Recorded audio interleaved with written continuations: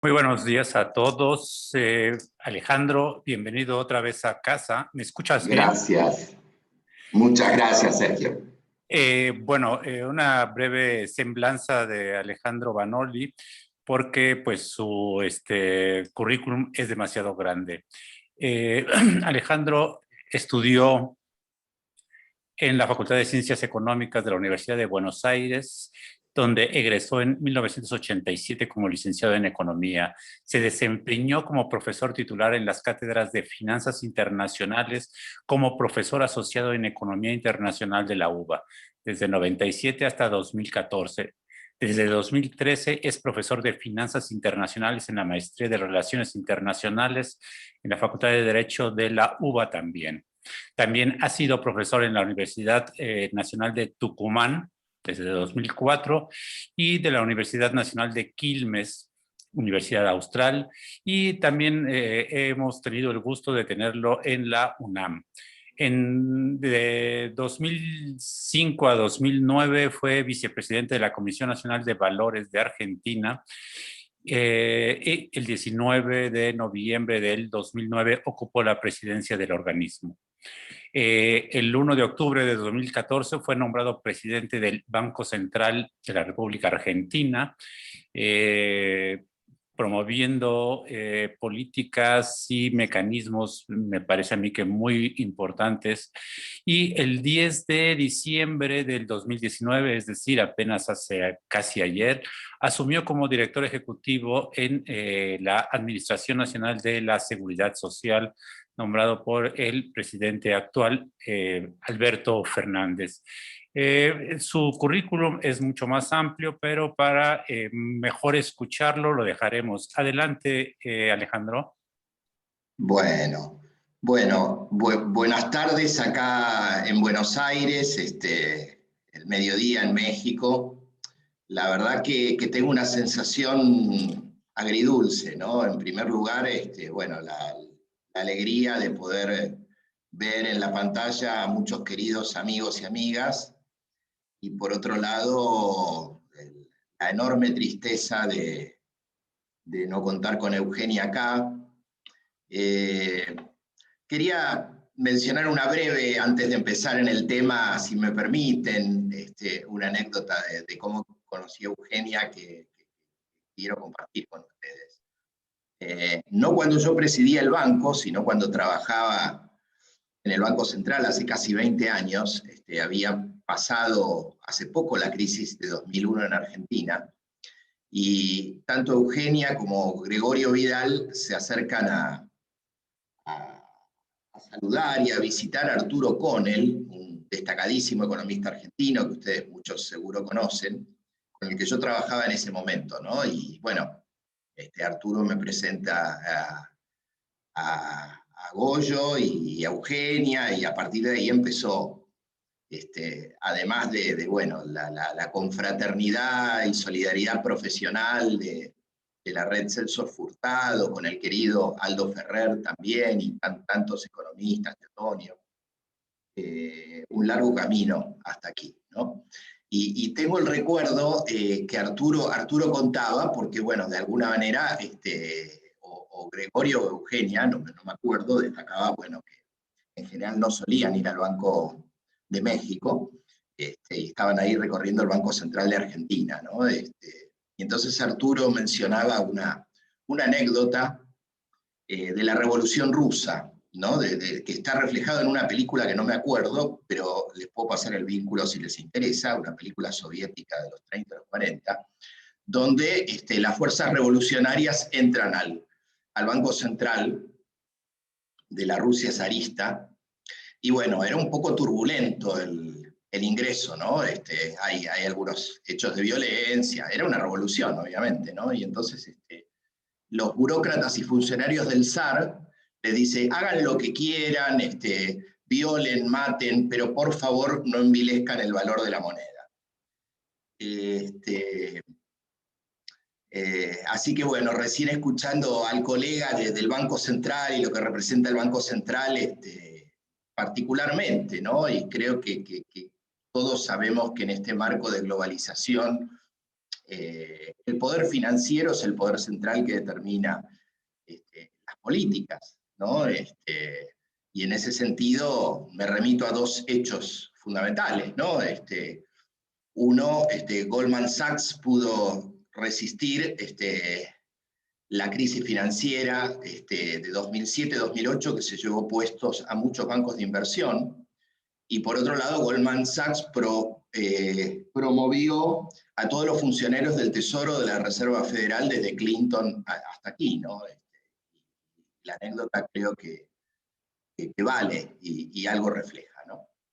Así que creo que, bueno, cuando hablamos de estas cosas, bueno, siempre con gente como Eugenia, como Gregorio, siempre entendimos que estamos hablando de economía política, del poder, y bueno, más allá de que hablemos de finanzas o hablemos de algunas cuestiones que parecen técnicas, siempre sentí con ellos ese gran contacto con la realidad, ¿no? Con la economía verdadera, ¿no? Con cómo impacta en la sociedad, en la gente, lejos de los modelos supuestamente puros, abstractos, asépticos, ¿no? Y Eugenia me contaba también, y fue muy emotivo, digamos, sus inicios con el que fue también mi maestro, ¿no? Pedro Paz, también un lindo y largo trayectoria en México, más allá de que se haya ido por las malas razones y que México acogió a tantos latinoamericanos que fueron perseguidos por la dictadura y bueno, nutrió a tanta gente valiosa, incluida Eugenia. Así que bueno, esta introducción quiere ser nada más que un mero recordatorio y quizá ganar un poco de tiempo para que la emoción no embargue y poder continuar y poder hablar de lo que teníamos que hablar. Pero bueno, realmente la vamos a extrañar en todos los planos, pero bueno, estoy seguro que hay, y veo muchas caras ahí de gente que puede tomar la posta, que va a tomar la posta y que vamos a seguir en nuestras luchas intelectuales y políticas en aras de lo que Eugenia siempre luchó. Bueno, dicho eso, no sé si estoy autorizado a compartir pantalla, me gustaría mostrar algunas imágenes. Sí, adelante. Sí.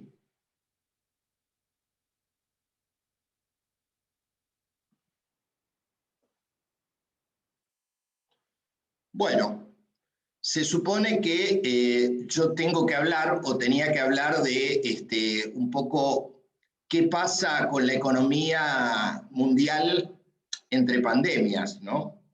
Y la verdad es que si en la economía siempre hablamos de incertidumbre, ahora la incertidumbre es el marco en que nos rodea absolutamente, ¿no? Y estamos en un proceso muy interesante, me parece intelectualmente, aunque lamentablemente tenga terribles costos sociales,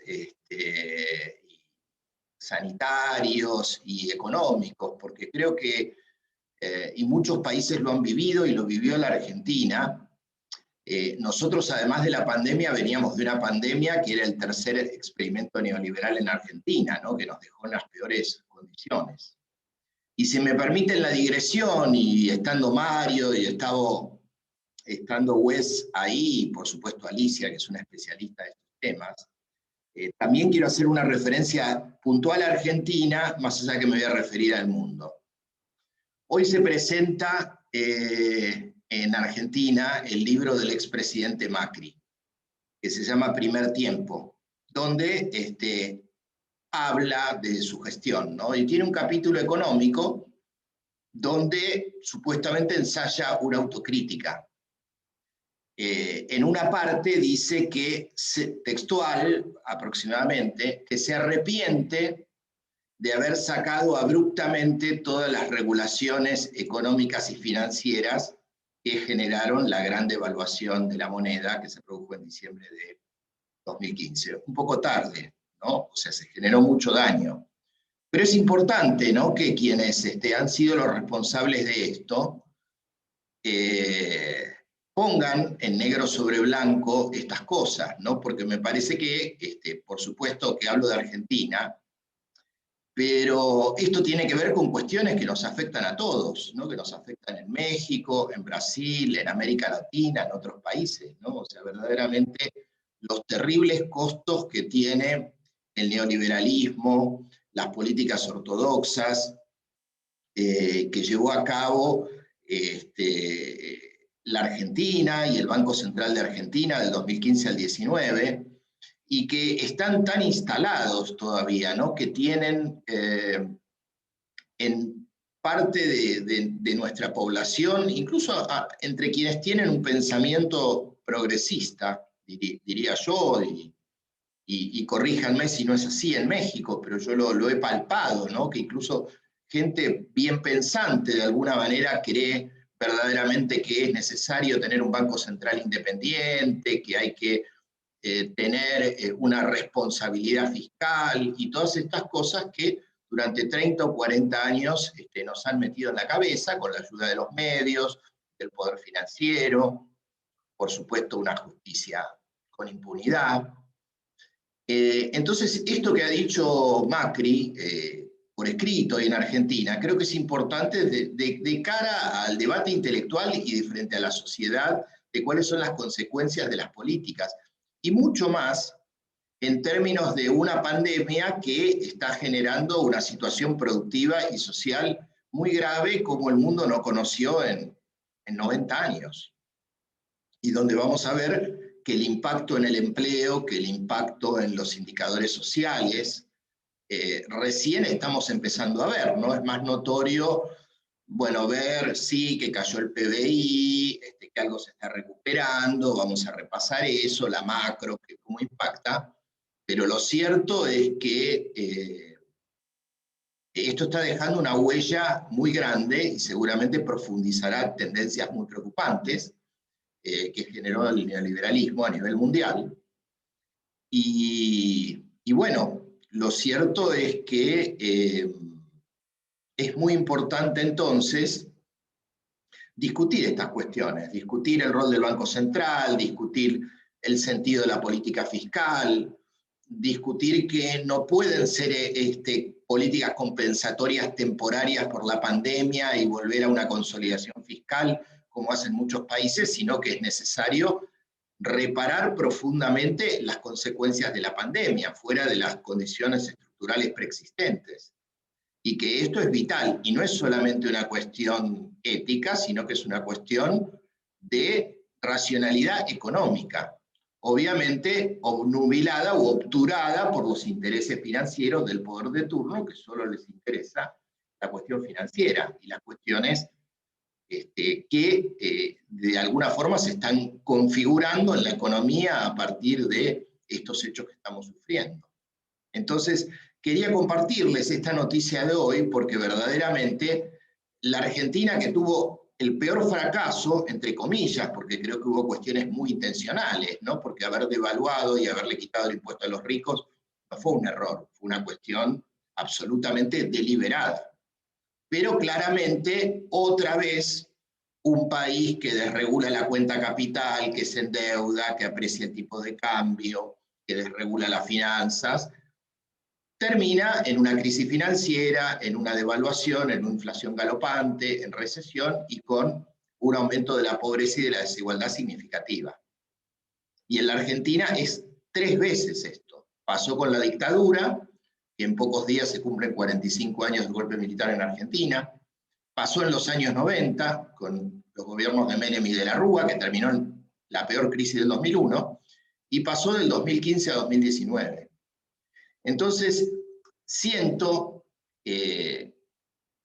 que hablar algo o hacer esta introducción de Argentina es pertinente para discutir con las particularidades que tiene cada uno de nuestros países, desde su realidad geopolítica, desde su idiosincrasia, desde su estructura económica, desde su grado de dolarización, desde su estructura productiva,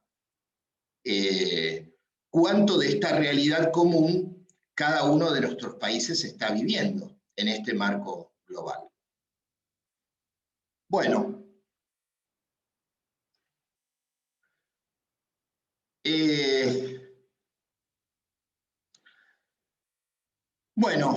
es inevitable, reflejar un poco qué pasó con el tema de los casos, y realmente cuando uno ve la evolución de la pandemia, uno dice, parece que estas cifras quedan atrás, ¿sí? El mapa de junio tiene que ver con prácticamente la parálisis, ¿no?, del mundo provocada por la pandemia. Y uno dice, esto es historia y esto ya pasó.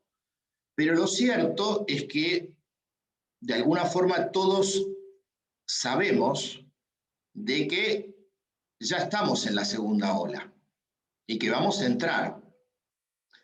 Y por supuesto que las realidades con que entramos en esta nueva fase son muy disímiles, ¿sí? Y antes de dejar por un rato lo sanitario, es muy importante ver otra cuestión que también es tapada, ¿no? Porque hablar en economía de defensa del mercado interno, o si me permiten la palabra nacionalismo, que en el buen sentido de la palabra no se la quiero regalar a los Trumps, ¿no? Porque creo que también hay un nacionalismo latinoamericanista que no tiene nada que ver con el fascismo.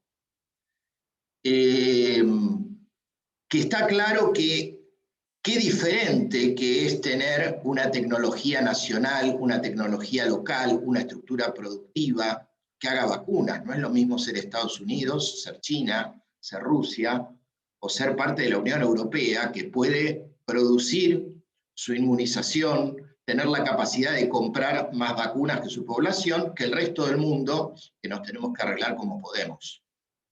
Y en la Argentina, esas tres experiencias neoliberales decían algo que también que en economía parecía una verdad esencial. ¿Qué decían los neoliberales en Argentina? Y he escuchado en otros países algo similar.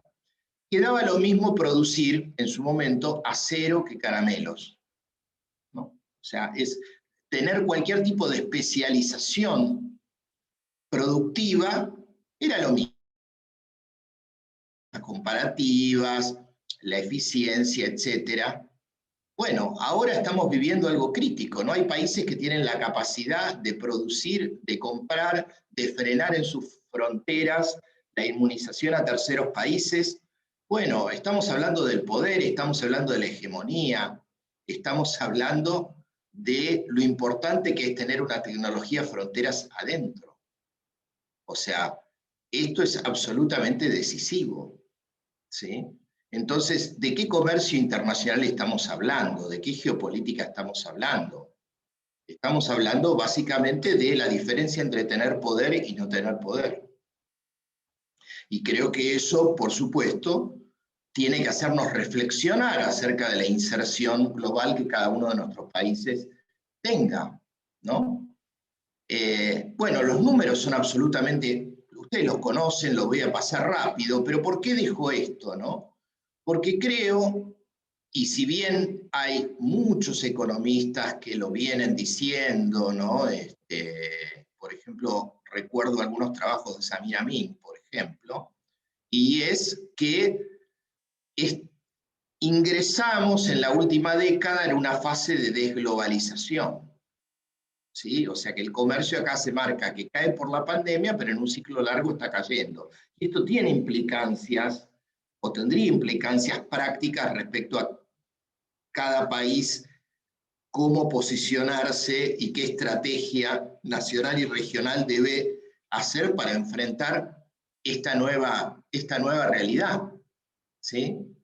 Entonces, si bien la economía se recuperó de manera asimétrica, sectorial y con altos costos, lo cierto es que los riesgos sobre nuestros países, y sobre todo de aquellos países endeudados y de todos aquellos países expuestos a los capitales internacionales volátiles, tiene que ver con las consecuencias de países que no pueden controlar sus agregados monetarios, su tipo de cambio, porque están inermes ante los grandes movimientos internacionales y flujos de cartera, sin acudir a herramientas mínimas de regulación económica fuera de manejar en algo la tasa de interés o tomar algunas medidas indirectamente regulatorias, pero que poco pueden hacer ante países que deciden tener su cuenta capital completamente abierta y que oscilan entre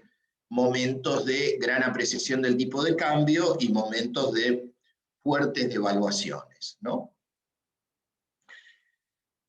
Este gráfico también es interesante, ¿no? Porque marca, tiene 4 meses, puede haber cambiado algo en algún país, marca la diferencia, ¿no? Los países de la izquierda, en la imagen, básicamente emergentes o subdesarrollados, ¿sí? Son países que han podido hacer poco esfuerzo para compensar la debacle del año pasado. Y por supuesto, bueno, uno puede ver a los países desarrollados, más a la derecha, que sí han podido expandir su política monetaria o su política fiscal con distintos instrumentos para poder paliar la recesión y para tomar las medidas sanitarias, ¿sí? Argentina, en el medio del colapso que dejó Macri, solo pudo destinar el 5,2% de su PBI a tomar distintas iniciativas, como suplementar ingresos a quienes los habían perdido, o compensar parte de la nómina, o aliviar algunas tarifas y la tasa de interés para algunos créditos, ¿sí? Pero lo cierto es que uno puede ver la enorme distancia que hay entre países como Japón, Alemania, etcétera, que sí tienen margen para expandir fuertemente. Francia, ¿no? Los Estados Unidos también de manera agregada. Incluso el mismo Brasil, ¿no? Que había eliminado todas sus políticas sociales y que tuvo que rápidamente, y por eso por ahí tuvo un margencito más, porque había eliminado todo, pero en diciembre eliminó también, también todas las políticas compensatorias y está viviendo una situación crítica, crítica desde lo sanitario y crítica desde lo económico, ¿no? Realmente acá desde la Argentina estamos enormemente preocupados por la situación de Brasil, y sobre todo cómo incide geopolíticamente, cómo incide sanitariamente en un país limítrofe. Para la Argentina es un socio comercial importante, ¿no? Y en el interín, cuando toda la economía tuvo un derrumbe de su PBI, salvo el caso de China, digamos, la fiesta financiera volvió, ¿no? O sea, nuevamente los mercados, habida cuenta de las bajísimas tasas de interés internacionales, nuevamente volvieron a apostar al negocio financiero de comprar deuda o acciones en nuestros mercados a lo largo del año. Y por supuesto que, digamos, tenemos todavía una debilidad que quienes también les gusta presumir de tecnicismos, se llamó el original sin, o sea, el pecado original, ¿no? Como todavía la gran mayoría de los países emergentes es fuertemente dependiente del financiamiento externo, es decir, no han podido desarrollar un mercado de ahorro en moneda local, con residentes locales, que le permite salir de esta volatilidad y diría de una palabra más fuerte, de esta dependencia del crédito externo en los mercados y o en los organismos internacionales de crédito. ¿Qué proyectan los organismos y el fondo este año? Bueno, digamos, esta recuperación absolutamente desigual, donde uno puede ver que claramente los países que tienen un gran mercado interno, un Estado fuerte, ¿no? O un sesgo hacia las políticas de desarrollo, particularmente China y algunos países asiáticos, va a tener una recuperación. China es el único país importante que creció en 2020, y como el resto de los países, ¿sí? precisamente por todos estos condicionantes de política, por no poder usar a pleno las políticas monetaria y fiscal, por no tener un mercado de capitales nacional, tienen esta limitación para poder recuperarse, ¿sí? Entonces, bueno, claramente vemos que muchos de los países, y particularmente América Latina, estaría en el mejor de los casos, y si se dieron las proyecciones de crecimiento de entre 4 o 5 puntos el año que viene, perdón, que no es una cosa muy grande, si se tiene en cuenta que si se compara contra un piso, prácticamente, digamos, sin crecimiento, uno estaría rebotando y recuperándose. Y no hablemos de los aspectos distributivos, ¿no? Pero bueno, veamos algunas tendencias estructurales. Bueno, este es el trasfondo, ¿no? De estos años, por supuesto, acelerado con la pandemia. Los países desarrollados han tenido y tienen un patrón de endeudamiento y sobreendeudamiento que habrá que ver cuánto se puede sostener. Nuevamente, quienes tienen monedas hegemónicas tienen mayores grados de libertad, ¿sí? Nuestros países también globalmente se han endeudado en estos últimos años y de nuevo están sujetos al ciclo especulativo de los mercados financieros internacionales. Y acá, bueno, viene una primera reflexión, ¿no? O sea, dado los cambios que la pandemia impone, las necesidades fiscales, las crisis estructurales que tienen los distintos países, es cuán sostenible es esta tendencia, ¿no? Y cómo juega esta tendencia contra asegurar condiciones de empleo y de bienestar mínimos de gran parte de la población en nuestros países, ¿sí? Bueno, por supuesto que también acá vemos las enormes desigualdades, ¿no? O sea, no es lo mismo esta situación en muchos países desarrollados, donde ya en prepandemia, digamos, el trabajo remoto, el trabajo a distancia, estaba en un cuarto de la fuerza de trabajo, que otros países latinoamericanos donde prácticamente esto no existía. Más allá de discutir todas las implicancias que tiene el teletrabajo en términos sociales, en términos de alienación o no alienación, las condiciones socioambientales y las cuestiones de género asociadas con el teletrabajo, que son bien interesantes. Pero lo cierto es que en un mundo donde tenga que haber restricciones, obviamente quien tiene tecnología y tiene capacidad productiva para poder trabajar sin tanta presencialidad, tiene una ventaja adicional fundamental. Bueno, otra de las cuestiones también interesantes, ¿no? O sea, cómo han aumentado las quiebras a lo largo de este año, y algo que apareció, creo que fue ayer o anteayer en la web del fondo, un trabajo donde marca cómo la concentración a nivel global aumentó 4 puntos porcentuales en el último año. Y cómo esto, obviamente, ¿no? En este clima de recesión y de retracción de muchas actividades, tanto del sector industrial como el sector servicios que están sufriendo, bueno, esta concentración está afectando seriamente a las medianas empresas o a las pequeñas empresas que no pueden afrontar esta situación que estamos viviendo. Bueno, otra de las cuestiones serias, ¿no?, que la pandemia pone en situación tiene que ver con el cambio climático, que da para hablar solo de este tema, pero bueno, simplemente para reflejar, y habrá que ver un poco qué pasa, digamos, con el nuevo gobierno norteamericano, pero bueno, lo cierto es que en realidad alguien hizo alguna vez el chiste que en realidad en vez de hablar de G20 hay que hablar de G2, y que los demás estamos todos de más, ¿no? O O sea, claramente China y Estados Unidos concentran el 50% de las emisiones de dióxido de carbono.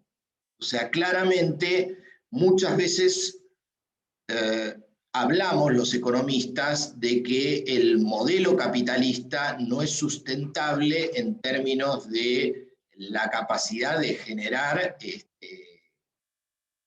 más allá de la concentración, digamos, formas sustentables de valorización en términos económicos y monetarios. Bueno, el planeta también está diciendo que hay una insustentabilidad ambiental en el modelo y que realmente las consecuencias del deshielo en el Ártico, de la desertificación, de los incendios que se producen, de los cambios climáticos, claramente la Tierra misma está diciendo que esto no va más. Y la pandemia algo tuvo que ver en esto, ¿no? Bueno, ¿qué puede pasar, ¿no? En términos de cómo reaccionen, digamos, los países dentro de esta lógica, ¿no? Acá hay otro trabajo bien interesante, donde yo extraje el gráfico, ¿no? Y que marca, digamos, un poco qué uno puede esperar de la política monetaria o de la tasa de interés, ¿no? Y marca, estudiando particularmente los 2 últimos siglos, o 2 siglos y medios, ¿sí? Cómo cuando hay pandemias, ¿sí? Tiende a consolidarse una depresión estructural que garantiza una tasa de interés real negativa en el largo plazo, ¿sí? Entonces uno podría decir, bueno, de alguna forma, con todo lo bueno y malo que puede tener, y da para un largo debate, más allá de que algunos con una mirada de corto plazo ya están jugando a que Estados Unidos va a subir la tasa, más allá de, digamos, de lo que las autoridades actualmente dicen, y que claramente la meta del 2% de inflación no se cumple, y que el objetivo es el crecimiento, lo cierto es que vamos, por las razones de la dinámica del ciclo económico y por la dinámica de la pandemia, a un estancamiento secular donde la tasa de interés debería permanecer baja de acuerdo a los términos históricos de las pandemias vividas en los últimos años.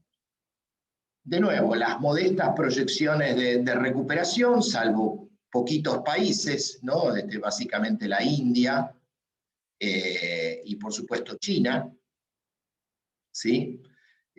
La verdad que la proyección de Brasil yo la pongo en duda, de todas maneras no recuperaría lo que se pierde, lo que ha perdido por la pandemia, ¿no?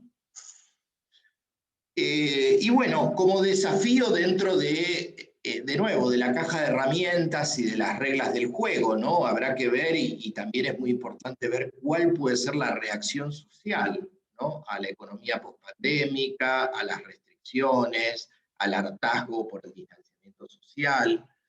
Es el hecho de los fenómenos, de alguna manera, que creo que se están instalando. Algunos son bastante obvios, los voy a pasar rápido, que tiene que ver con, bueno, obviamente, digamos, la mayor tecnificación y concentración de la economía, ¿no? O sea, bueno, digamos, creo que el distanciamiento social vino para quedarse en gran medida, ¿no? Particularmente pensando en la segunda ola, la mutación y el hecho de que esto parece ser, por las razones que sea, un fenómeno que va a ser más permanente que transitorio.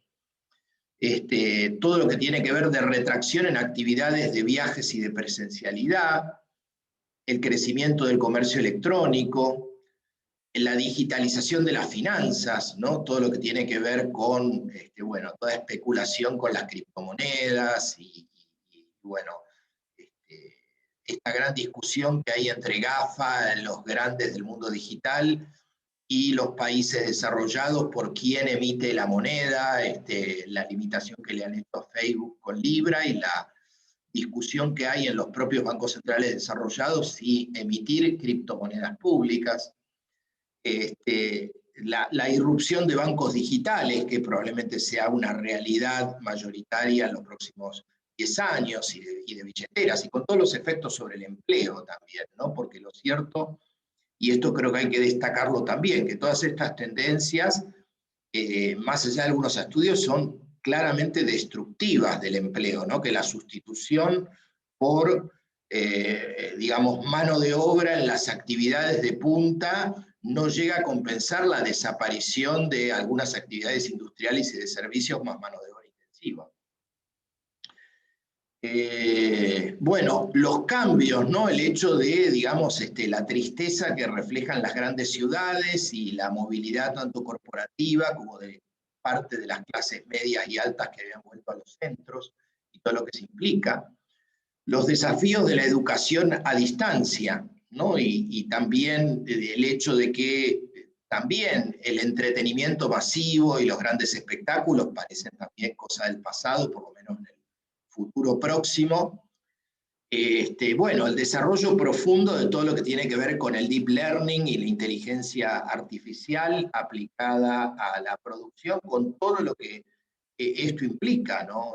También la telemedicina, ¿no? El hecho de que pronto, en 5 o 10 años, gran parte de las operaciones y de algunas cuestiones de diagnóstico también van a estar robotizadas, y en algún caso a distancia.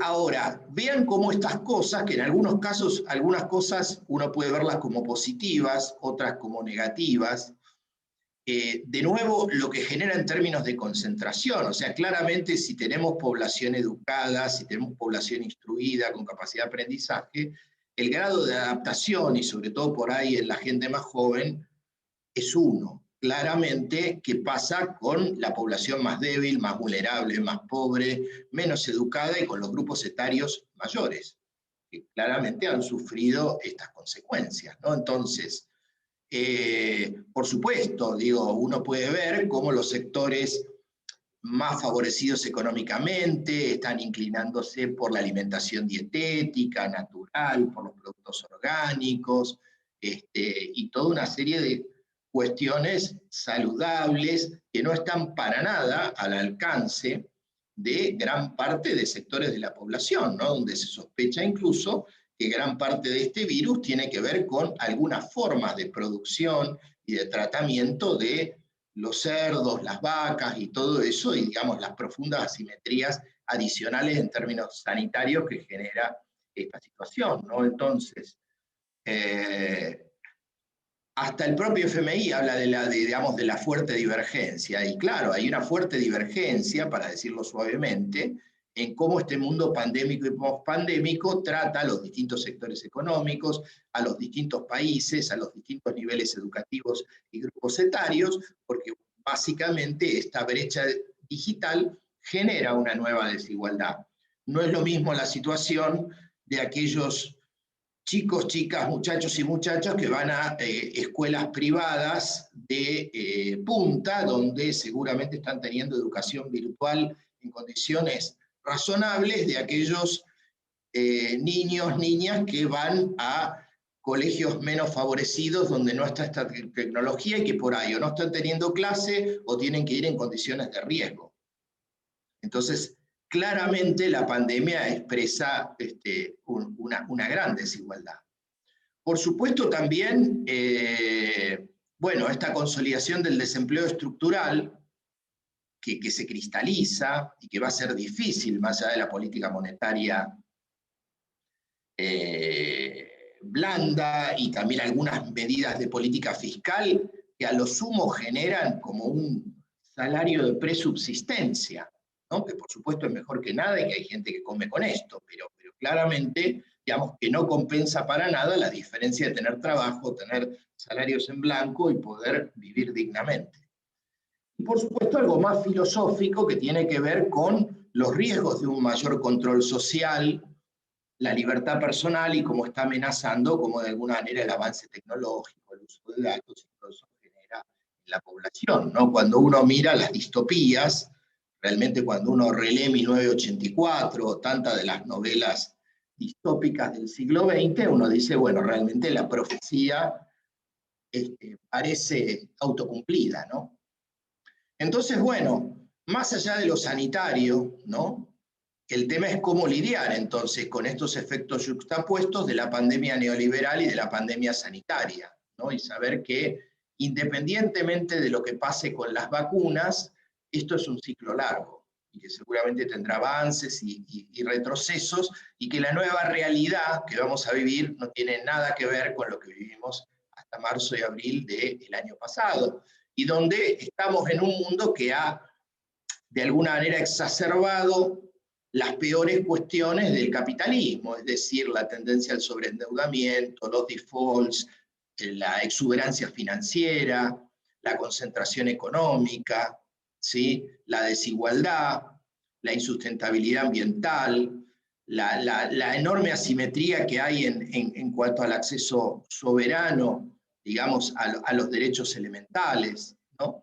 Y lo hablábamos hace unos meses también con algunos de ustedes, ¿no? O sea, creo que algo absolutamente pendiente en este mundo de posverdad mediática, de crisis, pero de hegemonía del pensamiento ortodoxo y neoliberal aún en nuestros países, más allá de que haya gobiernos progresistas.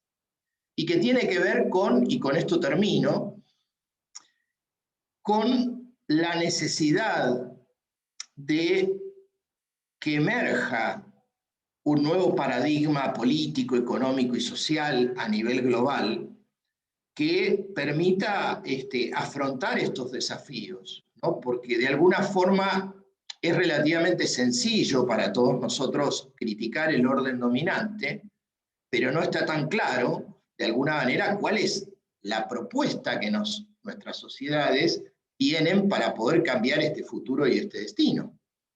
Y cuando las sociedades han tratado de alguna manera de ponerle un límite a esta globalización neoliberal, tuvieron que echar mano por ahí a las peores variantes. Entonces, digamos, luego de la crisis de la izquierda y de los paradigmas alternativos, es absolutamente crucial y necesario pensar de qué manera uno puede plantear algo que yo llamaría un nuevo humanismo solidario, por ponerle un nombre cualquiera, pero que evidentemente es absolutamente necesario para evitar que estas tendencias que estamos viviendo generen que en los próximos años todo sea peor para nuestras sociedades, o que en todo caso, en el mejor de los casos, vivamos más de lo mismo. Bueno, me quedo aquí y me encantaría poder intercambiar con todos ustedes. Gracias. Muchas gracias, Alejandro. Abrimos una sesión de comentarios y preguntas a los asistentes. Así es que los escuchamos. ¿Quién quisiera empezar con algún comentario, alguna pregunta? Bueno, Wes, por favor. Adelante. Sí, gracias. Intentaré hacer una mejor pregunta que la vez pasada. Alejandro, un enorme gusto. Igualmente, Wes. Saludarte. Una pregunta muy puntual. Yo veo en la prensa que están hablando de una suerte de juicio político en el Congreso sobre ese préstamo del fondo a Macri. Quería preguntar tu visión sobre eso, si crees que va a tener algún impacto, y en conjunto con la otra pregunta, aquí en México vemos el Ejecutivo hablar con BlackRock, con el señor Fink, y parece que en la pandemia la tendencia es ir más directo, especialmente con esa empresa, que con el fondo, y cómo lo están haciendo en Argentina en ese sentido. Muchas gracias. Sí. Bueno, a ver,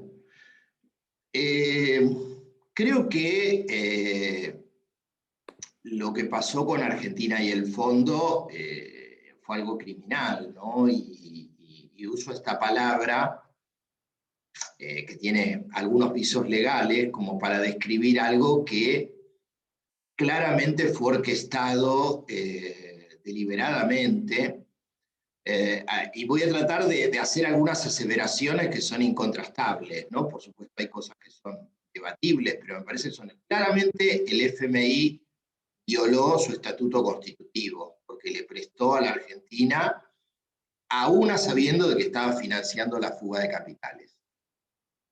El actual presidente del Banco Interamericano de Desarrollo, que era el representante en el FMI en la era Trump, dijo públicamente que fue una decisión política de los Estados Unidos financiar a la Argentina para apoyar los esfuerzos de reforma del presidente Macri.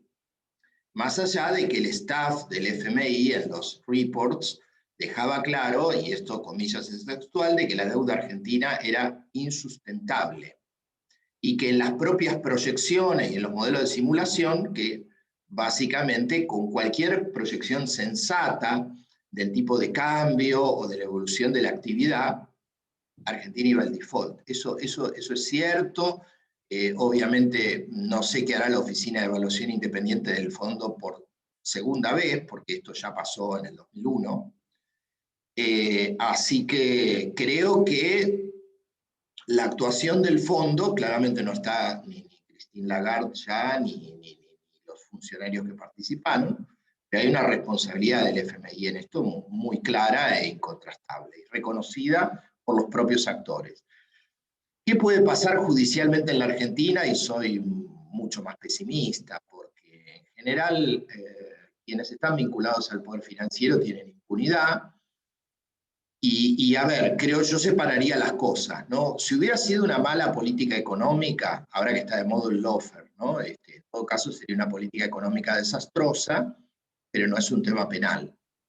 Lo cierto es que hay indicios, de acuerdo al informe que el Banco Central y los organismos de control de la Argentina presentaron a la justicia, de que el endeudamiento no se hizo con todos los dictámenes legales y todas las autorizaciones, con lo cual puede haber algún hueco legal si la justicia argentina decide avanzar en las responsabilidades.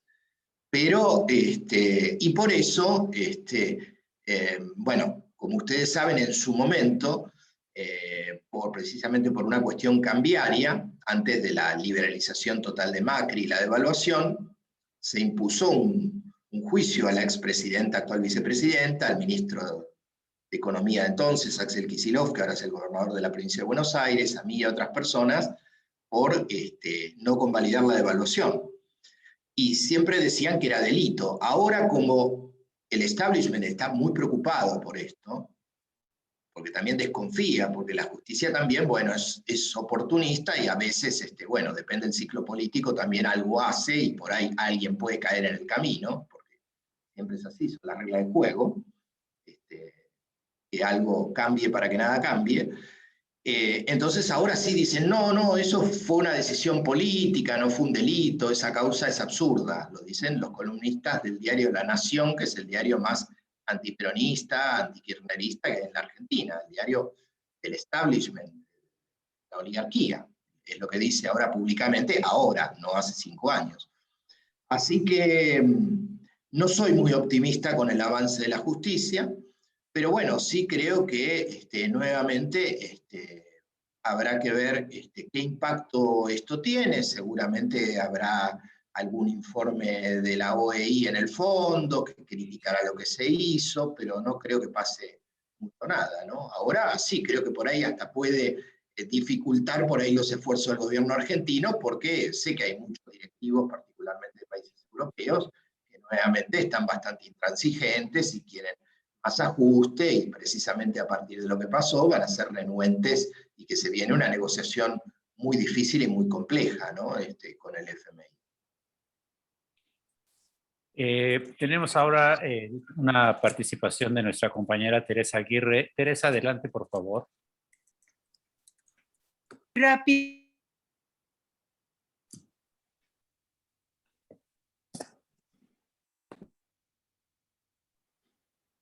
Ya. Muchas gracias, muy rápido, nada más para preguntar si se están impulsando desde Argentina algunos proyectos de inversión que faciliten o que coadyuven a generar mayor empleo? ¿O hacia dónde se han estado dirigiendo los fondos estos que se han utilizado fiscalmente? Gracias. No, por favor, gracias, Teresa. Bueno, en general, estos 5 puntos del PBI que fueron como el gasto social adicional que se tomó en 2020, básicamente estuvo dado en 2 rubros. Uno fue algo que se llama ingreso familiar de emergencia, que fue una suma monetaria que el Estado dio a quienes tenían trabajo independiente o quien habían sido despedidos de su trabajo desde marzo. Implicaba básicamente una suma de 10.000 pesos argentinos, ¿sí? Algo así como $140 mensuales, más o menos. Y esta ayuda la hizo a lo largo de 4 tramos, ¿sí? Y la discontinuó a fin del año pasado.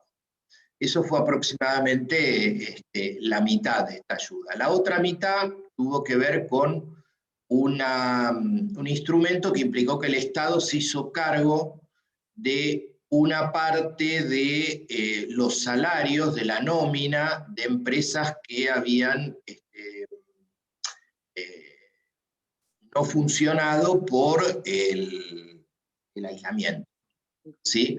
Esta política también terminó, pero fue reconvertida en otro instrumento que se llama Repro, que es también una parte de los salarios, aquellas actividades que, si bien ahora están funcionando, porque prácticamente por ahora, y ahora se está hablando nuevamente de ver qué pasa, porque las últimas 2 semanas han subido fuerte los casos y hay preocupación por Brasil, pero hasta acá hay prácticamente, salvo los espectáculos masivos, hay normalidad, digo, están prácticamente todas las actividades funcionando, pero hay algunas actividades ligadas al turismo y algunas actividades de servicios que han sufrido las consecuencias del parate, o pasa, por ejemplo, digamos, no sé, por ejemplo, a mí me gusta mucho ir al teatro, pero no estoy yendo, ¿no? Porque en verano, en Argentina, sin el aire acondicionado y con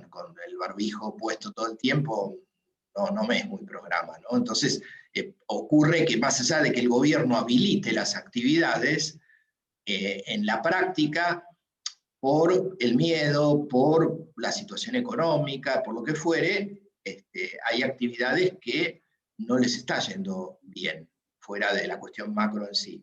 Así que esto sigue limitadamente. Bueno, por supuesto, otros tipos de asistencia social que venían se siguen produciendo, y el gobierno ha dicho que si de nuevo hay que ir a un aislamiento, volverán estos instrumentos. Pero básicamente, en teoría, si no hubiera que reforzar las medidas de aislamiento, la apuesta del gobierno tiene que ver con destinar gran parte digamos, del esfuerzo fiscal a inversión pública, ¿no? Que en la gestión de Macri bajó de 2 a medio punto del producto, ¿no? Y realmente parte del colapso sanitario también y de los problemas escolares tienen que ver con la desinversión de 4 años, ¿no? Prácticamente en la gestión de 2015 se dejaron la obra de 4 hospitales terminados que durante la gestión de Macri quedaron abandonados. Y entonces, bueno, en algún momento tuvimos también un riesgo de colapso en terapia intensiva por la desinversión. Entonces, bueno, la apuesta pasa primero por bueno, todo lo que tenga que ver con el esfuerzo sanitario, y por otro lado, con la inversión pública y tratar de tener, fuera de sostener el consumo, algún instrumento de estímulo a la demanda adicional para ayudar a la reactivación económica. Y esto es de alguna manera lo que el fondo no acepta y que pide más esfuerzo fiscal, y por eso la Argentina viene demorando el acuerdo, ¿no? Gracias. No, Gracias, Alejandro. ¿Alguien más quisiera hacer alguna intervención? Alicia, adelante. Sí, es que un poco retomando el préstamo que le da el Fondo Monetario a Argentina, y viendo ahora un poco acercándome a la migración centroamericana, porque por ejemplo, ahorita van a ver por qué lo estoy hilando, de que se habla de una migración forzada y los derechos humanos de los migrantes y todo esto que se está presentando desde hace 2 años y más ahora. Me puse a ver cómo estaban los reportes, los country reports, y empecé por el de Honduras. Y le han dado un préstamo, creo que por 500 millones, por supuesto, esa cantidad, pues cuando uno lo ve es muy poquito, pero realmente para Honduras es muchísimo dinero. Es que se me hace como una maldad, porque es dar el préstamo para que salga a través de los corporativos, incluso transnacionales ligados con la oligarquía centroamericana, pero además implementar toda una serie de las medidas de privatización que son las mismas. Entonces, no entiendo por qué se siguen, porque además incluso esto que estoy hablando de Honduras son acuerdos que se han hecho durante los últimos meses del 2020. Entonces, este ejercicio de cómo el fondo utiliza a los países y cómo los está utilizando a través de todo el financiamiento que ha dado, sobre todo a los países africanos que ya no pueden, o sea, simplemente es imposible que paguen por lo mismo de que sus productos de exportación son muy volátiles, porque a lo mejor un día caen y al día siguiente suben muchísimo, pero esto es un ciclo muy volátil. Entonces, sí, lo de Argentina, a mí me parece que la señora Christine Lagarde se pasó de lista. O sea, no puedo entender de qué otra manera, y además cómo esa relación con las empresas, porque también, bueno, en Argentina hay todo el sector agroexportador. Yo diría que es una, pues no sé si sería la palabra adecuada, monopolio o oligarquía, porque incluso las transferencias que se hacen, los negocios que se hacen afuera y el dinero ni siquiera muchas veces entra a Argentina. Entonces, pues es una reflexión quizás muy de a pie, pero sí es preocupante cómo estos países, y ahí es donde, ¿qué posibilidades hay después de esta crisis tan fuerte que estamos viviendo, que haya cambios, incluso en los propios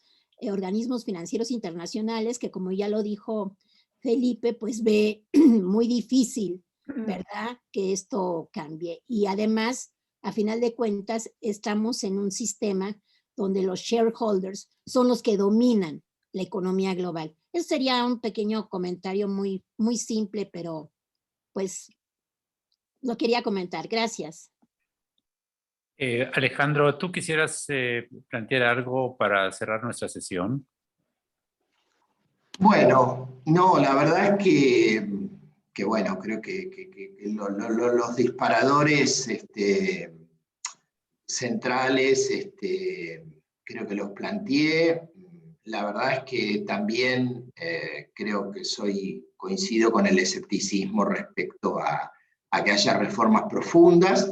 Y creo que las reformas profundas, como todos sabemos, ocurren cuando los países centrales verdaderamente están en un gran problema, ¿no? Si eso ocurriera, creo que eso así ocurre, ¿no? De todas maneras, bueno, parece probable la emisión de DEX, que la administración Trump venía bloqueando, ¿no? Que bueno, esto en el caso de Argentina implica algún alivio, sería por la cuota de 300 millones de dólares y ayuda en algo a la transición en el medio de las discusiones con el Club de París y con el FMI.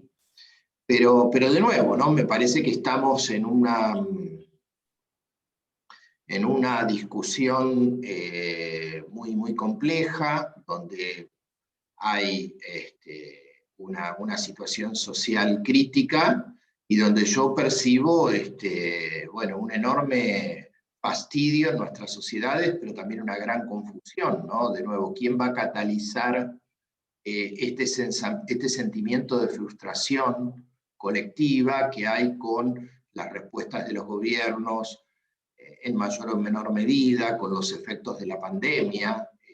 Creo, de nuevo, ¿no?, en la importancia de estas discusiones y de plantear verdaderamente un paradigma político, social, productivo, ambiental, alternativo, ¿no? Y creo que por lo menos en la Argentina estamos muy lentos con esto, no quisiera ser generalista en esto, porque quizás haya lugares, y bueno, por ahí hay veces que los procesos colectivos pueden catalizar rápidamente, ¿no?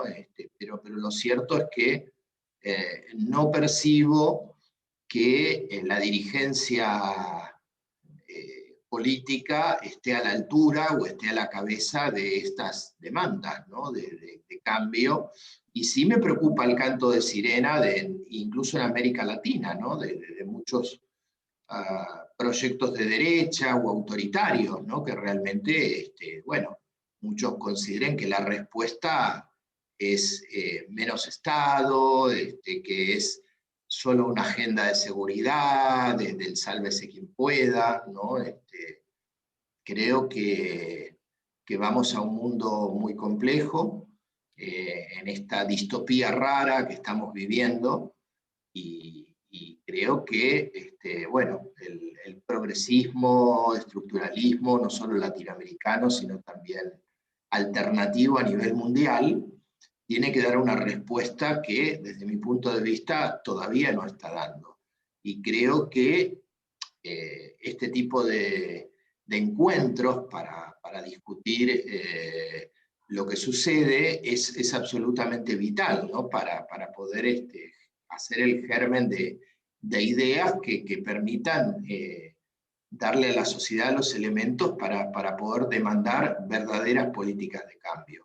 Creo que si no, verdaderamente, vuelvo a decir, ¿no?, me parece que la catástrofe sanitaria y ambiental tiene mucho que ver con el modo de producción del capitalismo. Creo que esto muchos lo saben, no todos lo dicen, y me parece que es un puntapié ineludible, más allá de que los intereses que todos conocemos van a tratar de llevar el eje de la discusión por otro lado, como suelen hacerlo con bastante habilidad y maestría, porque son mucho más hábiles que nosotros y tienen más medios y más poder. Creo que no podemos discutir de economía o de política sin ponernos este tema, desde mi punto de vista, en el centro de la agenda. El seminario te agradece, Alejandro, esta charla y al mismo tiempo te enviamos ánimo en los proyectos políticos, sociales que están emprendiendo en Argentina. Muchas gracias, Alejandro. No, gracias a ustedes. Un placer, amigos, y de nuevo, creo que el mejor homenaje a Eugenia es que nos sigamos juntando, que sigamos produciendo, entonces transmutemos este enorme dolor en fuerza para seguir avanzando, produciendo y para seguir juntos. Así que bueno, gracias. Gracias, Alejandro, y felicidades. Gracias. Igualmente, a todos, queridos amigos y amigas. Nos vemos pronto. Muy bien. Vamos a No cedo el esperar. micrófono. Vamos a esperar.